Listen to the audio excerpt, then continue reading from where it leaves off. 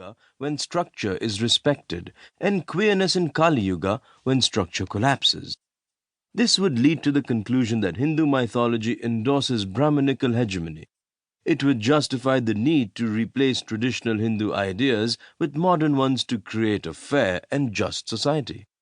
A deeper Indian reading would locate the problem to the mind. The shift of yoga marks a mind that is increasingly losing faith, hence getting increasingly insecure, hence grabbing more and more power. When this happens, categories are no longer appreciated for their uniqueness. They are located in a hierarchy. Domination and oppression follows, resulting in calls for revolutions. Duties are enforced and rights demanded in order to shift power. Battle lines are drawn, and despite the intervention of Vishnu as Parashurama, Ram, and Krishna, few accept that the problem is inside and not outside. As long as we let the mind be controlled by fear and transformed into the aham, ego, the march of yoga will continue. This is samsara, the wheel of rebirth. As soon as we unknot the mind with wisdom, then Atma, soul, reveals itself and the march of yoga stops. This is moksha, liberation. Hinduism is a term that was used by the British colonizers of India from the 19th century for administrative convenience. It refers to a tradition that traces its roots to the 4,000-year-old Vedas and to the Puranas, Agamas, Tantras, and Bhakti literature that emerged in the last 2,000 years.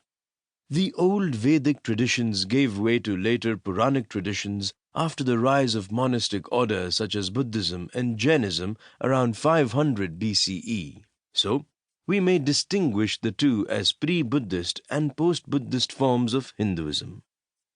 Buddhism itself changed when Hinduism transformed. The earlier Theravada school of Buddhism made way for the later Mahayana school around the 1st century CE. With that, the female form was included in the otherwise masculine Buddhist iconography.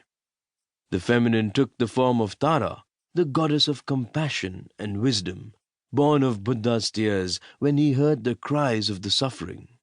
Also, the hermit form of Buddha gave way to the more dynamic forms of the Bodhisattva, the being who delays his own liberation to help others from their entrapment.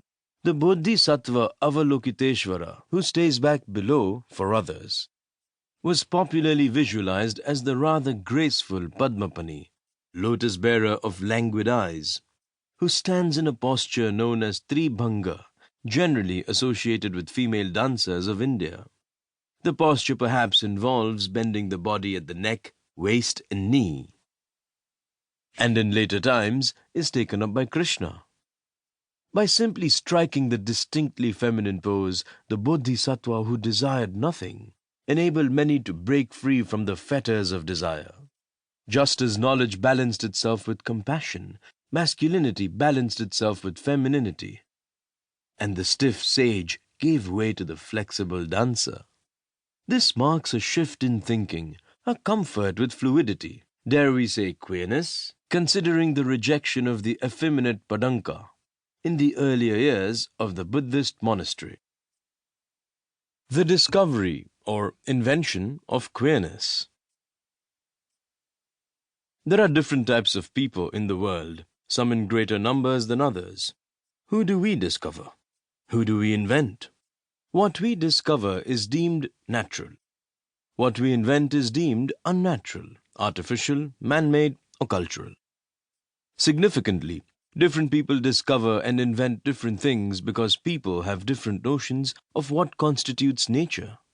In the Christian world, for example, God's commandments constitute the natural, while in the Hindu world, culture, Sanskriti in Sanskrit, remains an artificial imposition on nature, Prakriti, enabling humans to discover their humanity by offering a chance to make room for or reject diversity. Discoveries and inventions of humanity are shared over generations through stories, symbols, and rituals. These connect with the conscious mind as well as the subconscious mind. Mythology is the study of these stories, symbols, and